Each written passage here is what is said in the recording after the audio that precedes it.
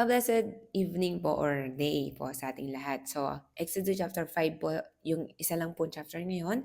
So, my takeaway here po yung Pharaon, yan, si Pharaoh, yan. Marami po tayong Pharaoh sa life po natin. So, makikita po natin dito na ang Diyos, gumagamit po ng lingkod ng Diyos, gumagamit ang Diyos ng lingkod niya para po tayong lahat ay mapalaya. So, ang Pharaon po sa life natin ay yung mga tao o yung mga bagay na hindi konektado o walang pagkakonekta kay Lord. Kasi wala po siyang, sabi nga, sino si Yahweh? I don't know. Sabi niya po dito sa chapter 5. Sino yung Yahweh na yan? Hindi ko kilala yan. Gusto niyo lamang na magtamad kaya humihiling kayo na umalis at sumamba sa inyong Diyos. Walang kinalaman sa Diyos yung Pharaon ng life natin. And ito pa po, ang Pharaon ng life natin na wala, of course, Pharaon nga po siya, no? Ay yung nangaalipin sa buhay po natin. So, nangyari dito po, lalo po silang inalipin.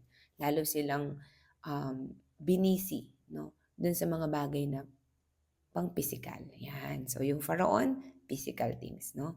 At kaya kailangan ma-distinguish po natin ano ba yung mga pumipigil sa atin para makawala tayo, no, sa pagiging alipin. Yan.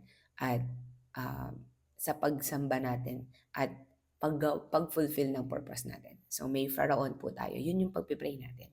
So, let's continue to pray. Lord, we rebuke and we destroy the Pharaoh in our life, Lord. Tulungan niyo po akong makinig, maging matapang, at Lord, huwag kaming magpapapadala, Lord. Lord, walang po namin yung authority na galing sa inyo ay hindi magdadala sa amin sa pagkaalipin, kundi magiging fulfilled ng buhay po namin. Kami magiging mga hari at kami magiging purposeful and talagang fulfilled life, Lord, ang meron kami sa inyo, Lord. Maraming salamat po. We give you all the glory and honor in Jesus' name. Amen and amen. God bless po.